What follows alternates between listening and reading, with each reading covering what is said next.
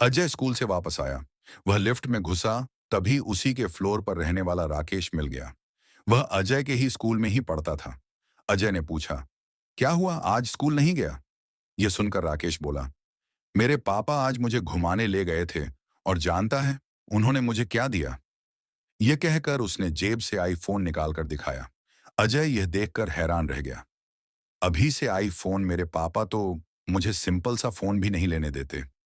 यह सुनकर राकेश हंसने लगा। किस दुनिया में रहते हो तुम लोग? आईफोन के बिना आज कर कुछ होता है? जिसके पास आईफोन नहीं, लोग उसे गरीब मानते हैं। कुछ ही देर में दोनों का फ्लोर आ गया। अजय अपने घर पहुंचा। वह आज बहुत परेशान था। सीधा अपने कमरे में चला गया। अजय संतोष जी और राधिका जी का इकलौता बेटा था। संतोष जी एक कंपनी में नौकरी करते थे। उनकी सैलरी से फ्लैट और गाड़ी की ईएमआई निकल जाती तो कुछ बचता नहीं था। बस किसी तरह गुजारा हो रहा था। इस अपार्टमेंट में शिफ्ट होते ही उनके खर्चे डबल हो गए थे। स्टेटस के चक्कर में गाड़ी भी लेनी पड़ गई। राधिका जी अजय के कमरे में गईं। क्या बात है बेटा, तबीयत ठीक नहीं है क्या? चल खाना खा ले। अजय ने लेटे लेटे ही जवाब दिया, मुझे भूख नहीं है। राधिका जी समझ गईं कि किसी बात पर गुस्सा है। वो बोली, मुझे बता, बात क्या है? क्या स्कूल में किसी ने कुछ कह दिया? अजय उठकर बैठ गया। मम्मी पता है, मेरे सारे दोस्तों के पास आईफोन है, बस एक राकेश के पास नहीं था। आज उसके पापा ने भी उसे आईफोन दिला दिया। अगर गरीब बनकर रहना था तो यहां आने की क्या जरूरत थी? राधिका जी को एक बार तो बहुत गुस्सा आया, लेकिन फिर भी उन्होंने बात को संभालते हुए कहा, बेटा ऐसा नहीं कहते। तुझे पता है हमने कितनी मुश्किल से यह फ्लैट खरीदा है। उसकी ईएमआई, गाड़ी की ईएमआई, इसके बाद बहुत मुश्किल से घर का खर्च चल पाता है। अजय रूठ कर बैठा था। वह बोला, बस यही सब बहाने लगाते रहो। पापा को बोले ना कोई बड़ी कंपनी ढूंढ ले जहां अच्छी सैलरी मिले। राधिका जी को अब गुस्सा आ गया था। हाँ, तुझे लगता है तेरे पापा जानबूझकर कम सैलरी की नौकरी कर रहे हैं। जानता भी है कुछ बड़ी कंपनी से हर दिन लोग निकाले जा रहे हैं। और हाँ, कान खोल कर सुन ले, कोई आईफोन नहीं आ रहा है। तेरे स्कूल की फीस भर रहे हैं, वही काफी है। अपनी पढ़ाई कर, इन सब चक्करों में मत पड़। मम्मी को गुस्से में देखकर एक बार अजय को लगा कि अगर ज्यादा बोला तो मम्मी मारना भी शुरू कर देगी। इसलिए वह चुप हो गया और मुंह फेर कर सो गया। शाम को संतोष जी घर आए। अजय, ये मैं क्या सुन रहा हूं? आज तुम फिर से आईफोन की जिद पकड़कर बैठ गए। मैं तुम्हें आईफोन नहीं दिलवा सकता। हाँ, जब तुम स्कूल खत्म कर लोगे तो एक सस्ता सा फोन तुम्हें मिल जाएगा। इससे ज्यादा की उम्मीद मुझसे मत करना।